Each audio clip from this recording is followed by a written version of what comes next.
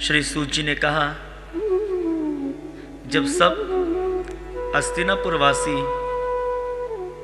भगवान कृष्ण के योग में दुखी होकर अपने नगर में चले गए, तब श्याम सुंदर ने अर्जुन से बोले, तुम रथ को जल्दी चलाओ। ये वचन सुनकर अर्जुन ने रथ को बड़ी तेजी से चलाया और वे रथ पंचजल, शूरसेन, कुरुक्षेत्र, मत्स्या, सरस्वती ऐसे अनेक देशों से गुजरता हुआ जा रहा था और अनेक देशों के राजा ने भगवान श्री कृष्ण का स्वागत किया और भगवान की स्तुति कहते हुए सब राजा कहते थे कि देखो, इन्हीं पार ब्रह्म परमेश्वर ने पृथ्वी का भार उतारने की वस्तु संसार में अवतार लिया।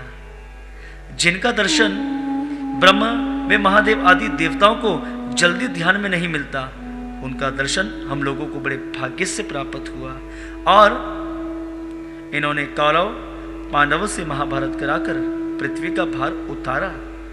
वे अनेक मनुष्य कहते थे, धन्य भाग यदुवंशियों के, जो इनको अपना नेता समझकर दिन रात इनकी सेवा में रहते हैं। इसी तरह सब छोटे बड़े उनकी महिमा व लीला कहकर प्रसन्न होते थे।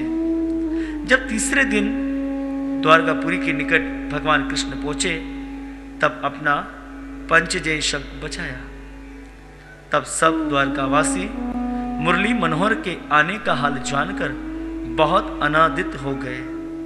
श्री कृष्ण भगवान ने अपने पुत्र संभा व पौत्र अनिरुद्ध को द्वारकापुरी की रक्षा करने की वस्तु छोड़ गए थे। ये दोनों शंख ध्वनि सुनते ही अपनी सेना वे यदुवंशी वे ब्राह्मण वे ऋषिवरों को साथ लेकर गाते बजाते मुरली मनोहर को लाने की वस्तु गए।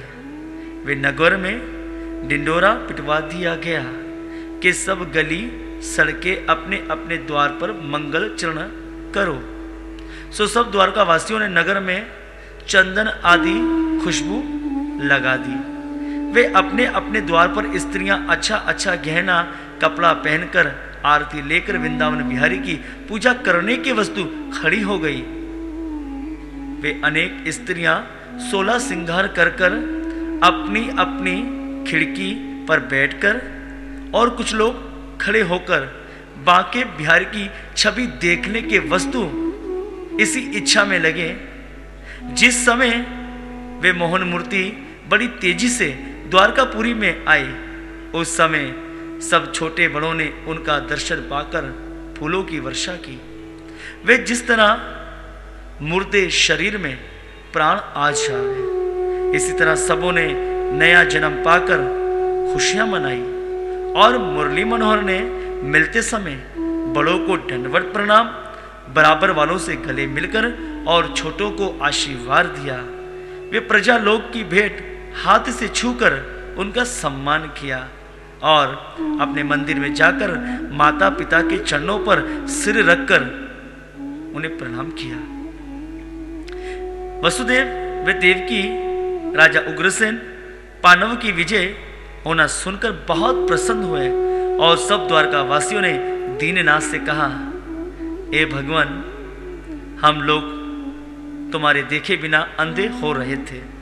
जिस तरह अंधेरी रात में बिना चंद्रमा आंखें होने पर भी कुछ दिखाई नहीं पड़ता और आंखों वाला चंद्रमा याद आता है, वही हाल हमारा था।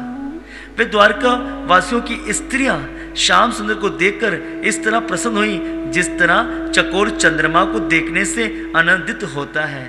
और जब श्याम सुंदर महल में पहुंचे, तब रुक्मणी आदि सब स्त्रियों ने अपने अपने महल में खड़ी होकर उनका बड़ा सम्मान किया और उन्होंने जो नंदलाल जी के पीछे अच्छा गहना और कपड़ा नहीं पहनती थी, उस दिन प्रसन्न होकर अपना अपना श्रृंगार किया और एक ही समय में अपने अनेक रूप धारण कर कर श्याम सुंदर सब महल में गए और सब छोटे बड़े द्वारका वासियों को सुख दिया।